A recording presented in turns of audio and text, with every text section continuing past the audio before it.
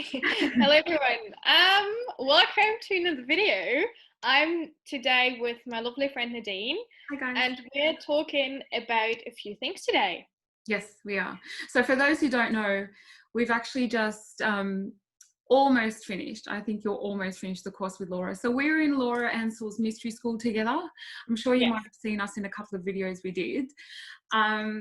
So we're just going to be talking about things that are coming up for us, so issues that are coming up for us in terms of quarantine, what's been happening, trying to manifest jobs, money, security, that sort of thing, and then a little bit of family stuff we'll get into. We're not going to make it too long, but yeah, did you want to start off with the first topic? Oh, I wasn't even prepared about the quarantine thing, but sure. I mean, I can say that I think it's so, like, I have to say, I know it may sound a bit cringy or weird, but I'm so happy that I have been through some shit in my life before, so that I'm not fearful right now, because I mean, people that have not ever been through anything, they're going to be completely unprepared for this. Yes, they totally buy in the media and everything. You know, like, oh my god, I don't even watch the media. Like, I'm just like, no way, because I would get scared too. Even though I know, we all just have to live our life, and if we're all safe, that's all good. I mean, no one wants to get sick, no one wants to get hurt whatsoever. So. I mean, but we can't stop living. We can't stop living. And I think that's what I meant by the quarantine thing. So this whole COVID thing has forced us to reevaluate everything in our lives. Yes. And not only is it forcing us to reevaluate jobs, but also a lot of the times we're stuck at home with families, and a lot of the family trauma is starting to come up again. Issues that you may have thought you would have cleared are starting to resurface. I know that was the case for me, and we'll get into that. I guess if you want me to, I can start with and if you want, then I can talk about how it is the other way around. When you're a lone wolf, alone in your apartment, you think you're actually happy on your own, but at one point or another, you're like, I haven't hugged someone in like months. I am going fuck. That's okay. We're clear on this channel. Okay, so I'll start with my story. So I was a pharmacist. So before I did the course with Laura, I was actually practicing as a pharmacist. And so I did my internship, because as a pharmacist in Australia, you've got to do an internship for a year. Graduated, I registered. And then what I actually did was I actually moved out of home. It was the first time I'd moved out of home, what I thought was going to be on a permanent basis. And then I moved like 2 hours away, right? Took my stuff, I took this full-time job. I was working 5 days a week, full-time.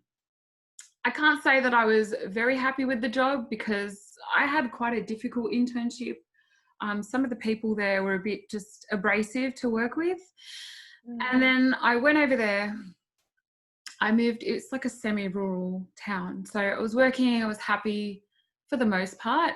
And then this whole COVID thing hit. And then what happened was my hours got drastically reduced. So I went from working 5 days a week full time to working 2 days a week.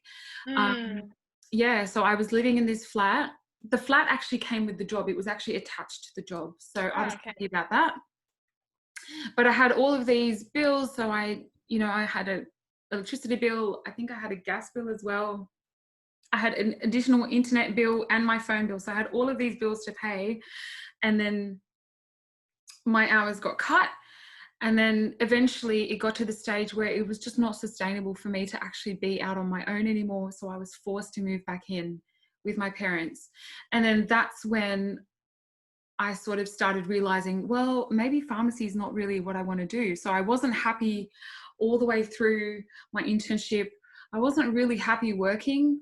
Some of the customers were nice. Some aspects of the job were nice and I did enjoy, but for the most part, I didn't actually enjoy being a pharmacist. And so The reason how I got into that in the first place is because it's a job that my parents have always wanted me to do. My dad always said to me, oh, I can always picture you just wearing this white coat, because pharmacists in Australia wear a white coat. And he's like, I've always had this vision of you doing that, and that's what I want you to do. And my mum was like, yeah, that's what I wanted you to do. So I went and did it, and I didn't like it. And then, you know, I came back home and I was wondering why, like, because I had always had trouble manifesting money. I was never like poor or out on my own or on the streets or anything, but I just always had trouble manifesting and keeping money for myself. And I think when the COVID thing happened, that's when I realized, well, it's because I'm doing things for other people. When you try to manifest things for the wrong reasons, so if you're trying to please other people, or you're doing it for the sake of family members and for the approval of parents or whatnot, you're not actually in tune with who you are and what you want to do. And anytime that you try to manifest from that place, you're actually trying to manifest from a place of lack and fear, because you're not actually in tune with what you want to do and taking responsibility for the direction you want to go in life. And so that's when I was like, no, I'm not doing this anymore. And that's when I actually enrolled in the course. And I was like, you know what, this is going to be a new direction for me, completely different. So we completed almost, we're still yet to get certified officially. But then that's when I was like, this is it. This is what I want to do. And this is the completely new direction that I want to take. And I just feel very, very comfortable in that, finally, that this is actually what I'm set on doing now. So I mean, I'm doing this video with you, like that would have never happened if I wasn't forced to completely let go and just think about what is it that I want to do. And because if it wasn't for COVID and quarantine, that would have never happened. I would have never signed up for the course with Laura. We wouldn't be here. My website wouldn't be up. But none of this would have ever happened. So I think for me, it was absolute blessing in disguise. Well, for me, it was, I would say shock, but also a bit of, I don't know.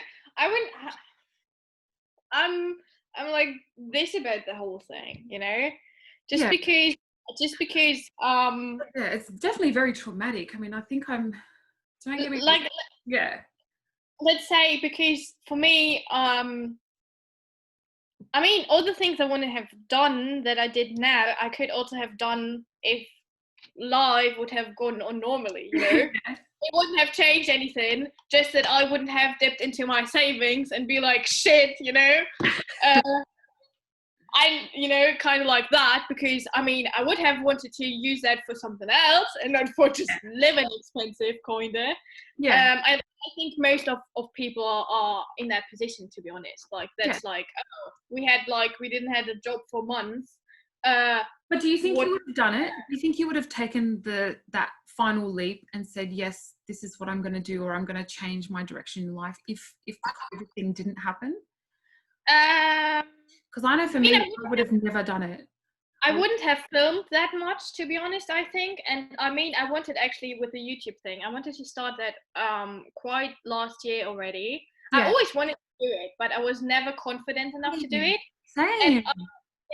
And I did film videos last year, and if I look at them now, oh my god, I could never ever publish them, because I'm talking like I'm so not confident whatsoever. And I mean, I haven't even grown into my confidence as of who I really am. I know that for sure, because as you just said, like, I'm still in transition in jobs and everything. And I mean, I will always and I mean, I will always have like several projects on the side and jobs that I like and so on, but I haven't transitioned into the healing work completely, for sure, not yet. I mean, I have so many loose ties over here that I still have to finish in order to move there. And that's fine. I think sort of I'm not stressing about it, because I know it will happen at the right time and everything. But just in general, with the whole you know, situation right now, that is hopefully, I really hope it's soon over, to be honest. Like, oh my god, can we please just have this over with, or at least beginning of next year when it comes around, because it's just annoying when you can't meet your friends, when you can't see your family, you know, all these kind of things. Just like really, like, you know, I'm general. I am someone, I need alone time, 100%. Yes. I really, but that was too much alone time for me. And on the other side of the coin, you have me that was forced to move back in with their parents. Yes. And, you know, all this stuff just sort of resurfaces again that I thought I had cleared, or that I thought that and then you're right back there and it's in your face all over again, and it forces you to sort of go back in and say, well, what have I missed? What else is there? Yeah. And since doing this regression work and doing the regressions on myself and other people, I have just learned so much right now about myself and the direction that I want to take my life in. It's no longer dependent on the opinion and approval of other people. Yeah. Not to say that sometimes fears don't crop up or doubts don't still crop up, and that's fine. And I haven't fully transitioned into this whole spiritual business as well. Not to the point where I have such a large client base that's enough to sustain me. Yeah. But at least now I know that this is what I want to do. And in the meantime, until it picks up the momentum, it's fine to sort of do other things on the side, like what you're saying. That's fine. There's nothing wrong with that. That's true. I feel like also with like all the work and healing we did so far on ourselves, you know, and everything. Yes. I have to say I learned so much, and I have to say really, like, I learned, and I'm still learning. I mean, all I learn, of course. But in a sense of that, there's so many beliefs. Now we can maybe transition to our parents or just in general from society. I have so many wrong beliefs within myself that are so not true just because I got them from someone else, or I saw this or saw that, or also ways of, I need to be this in order to be liked. I need to, you know, also about the people pleasing. Like, holy cow, like, I'm still sometimes struggling with that and being like, I don't want to be a people pleaser. This is not good for me. I need boundaries and everything, whether it's family or friends, you know, just like, no. That's it. And what did we call it earlier? The disease to please. Oh yeah, I love it. I think if you've grown up with people or parents that have not really addressed their own issues and not really addressed their own healing, they sort of pass stuff on to you. Definitely there's, you know how we talk about collective wounding as a society in general, but I think there's also wounding that's specific to family lines, specific to cultures as well. So like little clusters, I think cultures, particular families, they sort of pass on wounding as well. And if it's not going to be addressed, if your parents haven't addressed it, most likely you've now got it. And it's your choice to whether or not to look at it or to perpetuate it, you know, in generations going on. And I think I'm very happy to say that I'm one of those people that definitely wants to break the cycle. And I know that's the case with you too, Lena, because we're here doing the work and looking at it. Sure. Absolutely. So sometimes I have to say, like yesterday wasn't like I mean, it wasn't a bad day or anything, but I was just very much in my thoughts and everything. And I have to say, sometimes I'm like, why? Like, I mean, you know, we are quite, I would say with the healing we did so far, we are quite like conscious and we don't take life serious or whatever.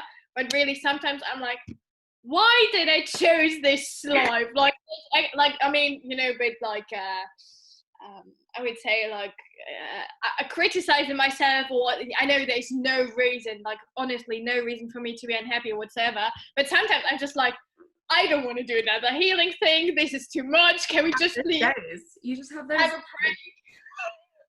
And as long as you're on this journey, I think what it is that energy is moving, like blocks are shifting, energy is shifting. So that's why you're going to have your dips. When you're getting those dips in mood, that's when you know for sure something is moving through and you're actually dealing with it.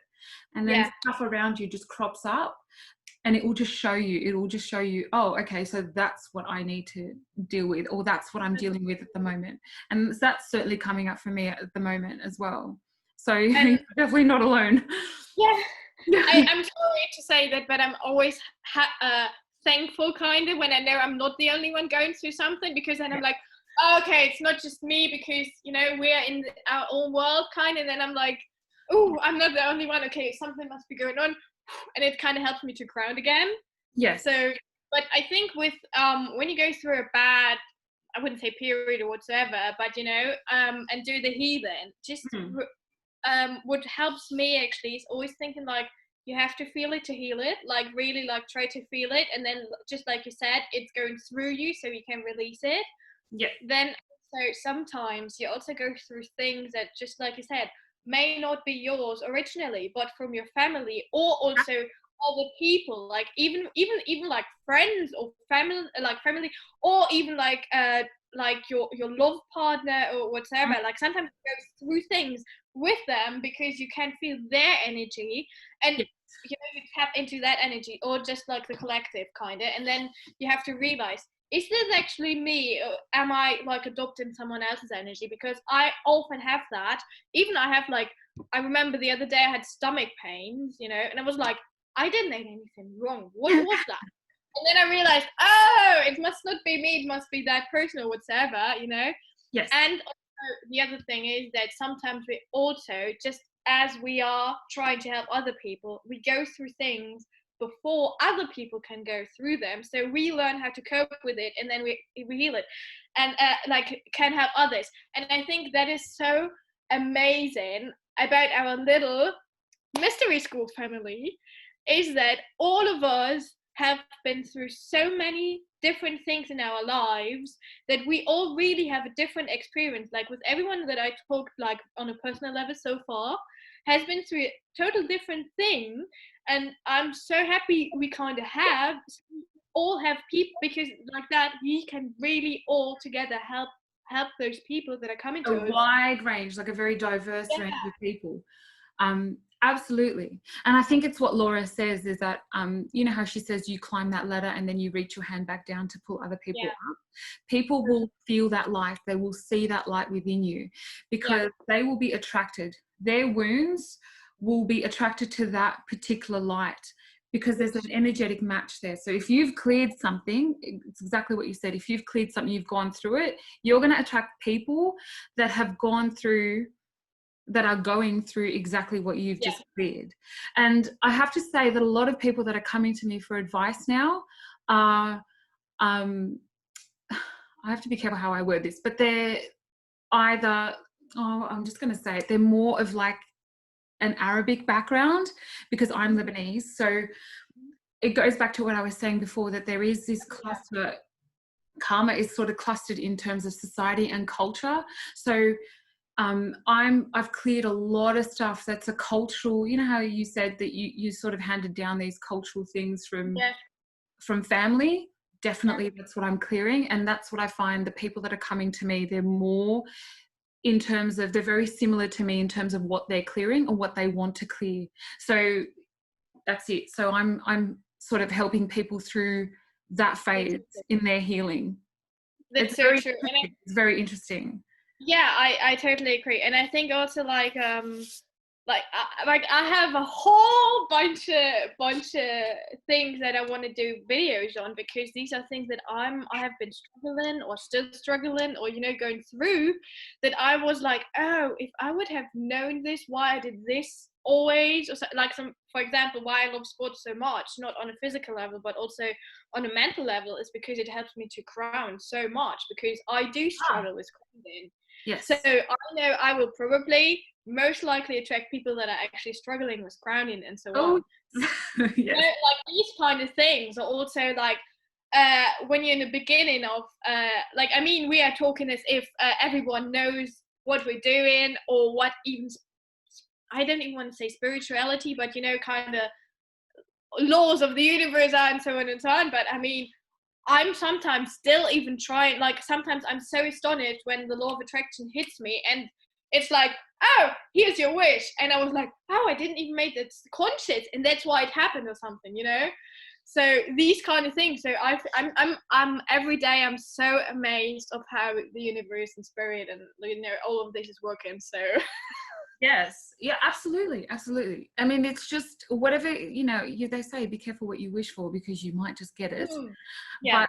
But it's not only that, it's just you will attract things that are an energetic match to you. True. And it goes back to the regression work. And this is why I find that the work we do is so important, is because the regression work will actually help to clear the energy, clear the karma that are residual from your childhood and from past lives, and also from, like we said, culture, the collective wound, everything, society.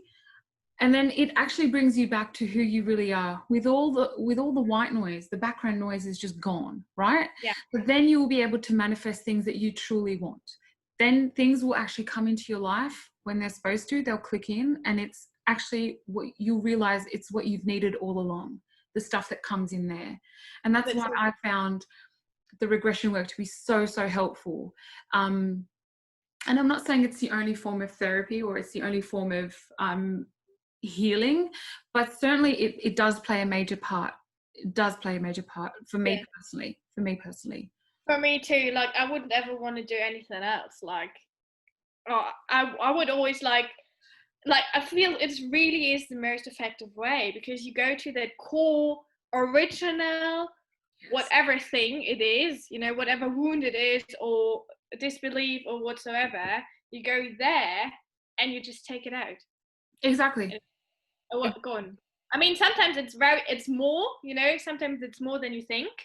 Yes. So you may.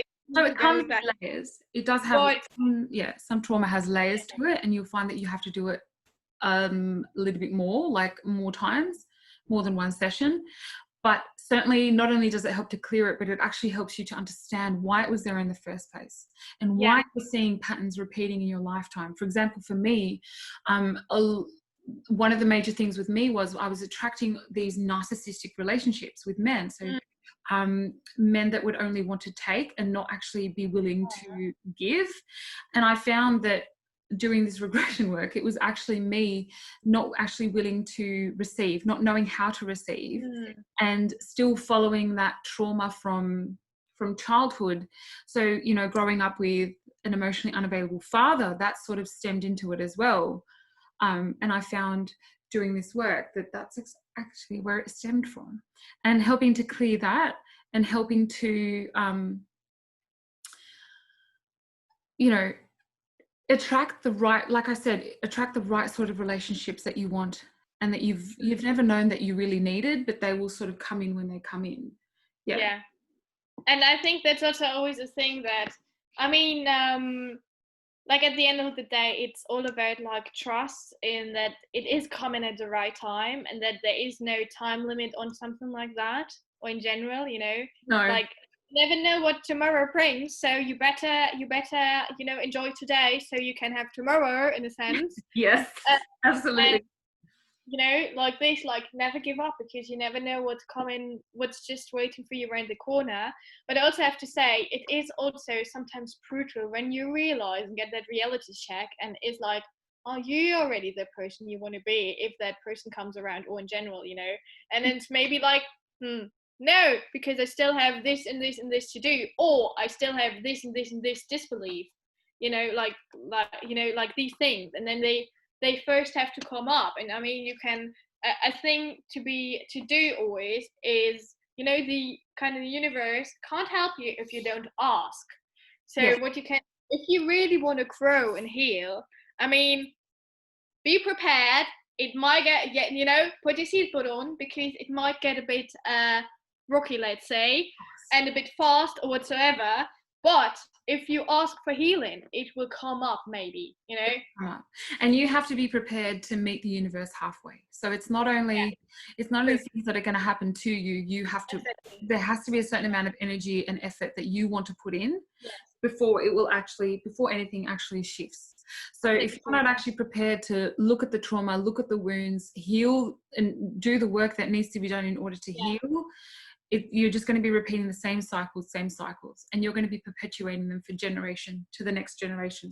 So that's not something I want to do, and that's fair. A lot of people don't want to look at it. They don't want to do this sort of thing, and that's fine.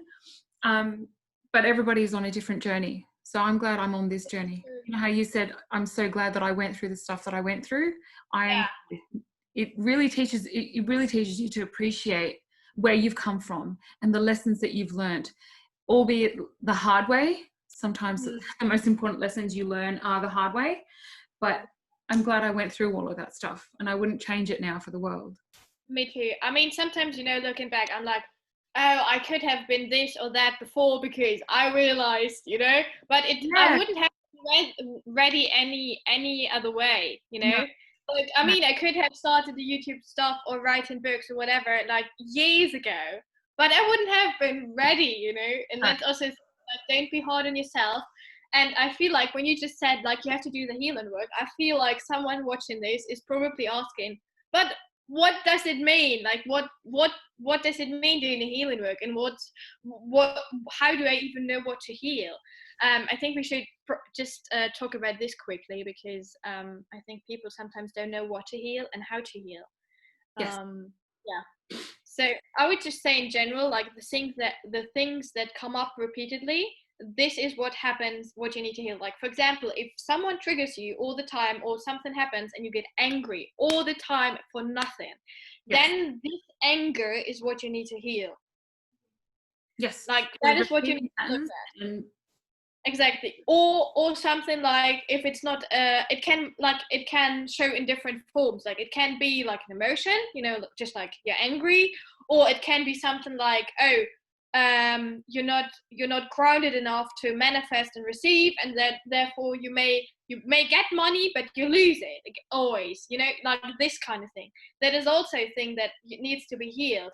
Or like you just said before, with attracting like a relationship that is not healthy, that is also a thing. Like, when it's really like coming up like at least 3 times probably, it is something you need to heal. And it's not only intimate relationships. For example, if there's a lesson that you need to learn in relationships in general, it'll show up everywhere, in your work relationships, in your friendships, in your intimate relationships, with your children, with your parents. It'll show up everywhere. But it will be, there tends to be a lot of karmic overlap. So you'll find that if there's a lesson that you need to learn, it'll show up in a lot of different facets in your life, not just in one particular area. There will be flags everywhere that are trying to show you this karmic lesson that you're supposed to learn and heal from. So there is, I find, a lot of overlap. Yeah. What could we suggest for people that don't want to do the healing work yet, that are not ready? Well, I think that's also a thing. If you're not ready, you can't do it yet. And for those people that are around people that, you know, they want to try and heal other people, because this is when it comes up. I think for me, I've seen it in people that have come to me. It's like, how do I make him wake up, or how do I make her wake up? The thing is, you can't do it. Everybody is on their own journey, and everybody will take their own time getting there. And you know what, it might not even be their life purpose in this lifetime to actually wake up. So it's true. The only healing that you're supposed to be dedicated to is your own. Exactly. It is your own. You have no other commitments in your life except for yourself. And that includes for relationships across the board. So family, parents. I know it's pretty difficult to, you know, watch your family members go through it, because often family members are the ones that you have the most karmic entanglement with and the most karma to clear with. That's why you've incarnated on this earth, and you have them as your parents. So often the karma there is quite dense, but it's up to you to clear your side of it. And then whatever happens with your parents, it's completely up to them. If they want to look at it or if they don't want to look at it, it's completely their choice. So that's what I would say on that. That is so true. And for the people that want to heal, you know, you can lead by example by doing it, by taking the first step. Yeah, exactly. And I think, you know, just in general, like healing starts with like self-care and self-discipline. Both sides of the same coin, in the sense of like, who do you want to be? What do you need to do in order to that? But how can you balance out, you know, your energies, and how can you be kinder to yourself? Like, just think, if you had like I don't know, like if you had a partner, how would you want them to treat you? And then you have to start treating yourself that way. And that's all being kinder to yourself and not judging yourself. That is like already such a big part of healing, because you, like you said before, you are in that energy of what you want to attract. So whatever you want, you need to be in that alignment, and then it can come. Exactly. Absolutely. Yeah. Definitely agree with that. You have to be your own best friend first. You have to be your partner first. And you just sort of have to give nourishing and healing to yourself first before you can reach out and try and help anybody else. And unless you do that first, there's no way that you can help others. There's just no way. Because, like, I don't mean that in bad. I mean, you know, I think sometimes we also over romanticize, you know, like, you know, being kind of, I don't know why I would say depressed together, something like that. But I think it is important to, whether it's in a friendship or in a relationship or however, that you two are like, if that person is not feeling good, you have the other person to help them pick them up again. And when that person is not feeling good, you have that, you know, it has to be balanced. You can't go down together, no. I think. And I think that stems from guilt, because a lot of people sometimes may feel guilty for the fact that they're feeling better and they're bettering themselves and they're becoming a better person. That they're, I think, guilt and fear of losing the other people, because while they're rising up, other people are just staying on the same plane, because either it's not their time to rise up or it's they just don't want to. So I think it stems from fear of losing other people, but that's just a natural process of, you know, healing itself. You will have people that will fall away. You will have people that won't understand what the hell you're doing. They just won't understand. And then the energies are no longer on the same frequency anymore. That's true. It's part and parcel of doing this sort of work, is that you will outgrow certain people. I know it seems harsh to say that, but it's the absolute reality. You will outgrow people, and a lot of people just won't be relevant to your life anymore. That is and that's true. when you really need to look at, okay, why am I holding on to these people? Can be whoever, family, friends, intimate partners, whoever. And with that also, like, don't be surprised if you at one point or another then get a call or a text and be like, hey, can you help me with this or that? And I mean, if you had a bad past with that person, I mean, depending on where you are in your journey, it doesn't mean you need to, you know, bring them in your life again, but you can be, I mean, you could be a nice person, be like, watch this and this video and read that book that may already help you, you know. That's enough what you did. It doesn't, you know, helping people from your past or whatever. It doesn't mean you need to let them in your life. It's your life. You need to be your boundary in that sense, but you can give them like a map and be like, hey, I give you a map. Now you need to learn to read it yourself because that's your own map. Exactly. Kind of. Exactly. And there's nothing wrong with saying, so if someone does come up to you wanting, you know, your time, wanting your help, and if you're busy focusing on your own healing, there's nothing wrong with saying, you know what, I can't do this right now. I can't be there for you in the way that you need me or in the way that I used to be there for you. But you can refer them on to other people. You may refer them to their doctor, like maybe talk to your doctor or talk to a psychotherapist or talk to whoever you feel can be there for you in the way that you need, but that's just not me right now. So that's when it comes down to boundaries and knowing what will be appropriate for you and what won't be appropriate for you. So, and that just comes in with being in touch with yourself. So, because if you don't know what feels good or what feels bad with being in touch, then you're going to keep letting those people in and repeating that same sick cycle all over again. And also, again, just with the feeling guilty or fearful or just in general uncomfortable, I would even call it uncomfortable. And if you don't like someone and someone doesn't like you, I know that is so uncomfortable. And I'm like I said before, I'm sometimes a people pleaser. So I really have to learn. I'm still learning that lesson of that it's okay if people don't like you. If, you know, for whatever reason, like, you know, you can't please everyone and you can't, like, you know, so just distance yourself from people that don't make you feel comfortable. There's nothing in that. No matter who it is, for me, I know I definitely have a lot of that sort of issue going on with certain family members. So, you know, my father and my brother are very good examples because of what I went through with them and what I'm still going through. The fact that I'm living under the same roof doesn't make it easy, but that doesn't mean that I have to let people back into my life that I don't feel should be a part of it or that I don't want them to be a part of. So there's no shame in drawing your boundaries there and saying, you know what, this is my space and I decide who stays and who goes or who can, you know, enter and I decide who shouldn't have any right to, or any right to any access to me. That's what it comes down to. Absolutely. Oh, Yeah. Lena. That was a great discussion. Yeah, I think we also talked quite longer than anticipated or intended, but that's yeah. Well, I'm happy to leave it there for today. Yeah, me too.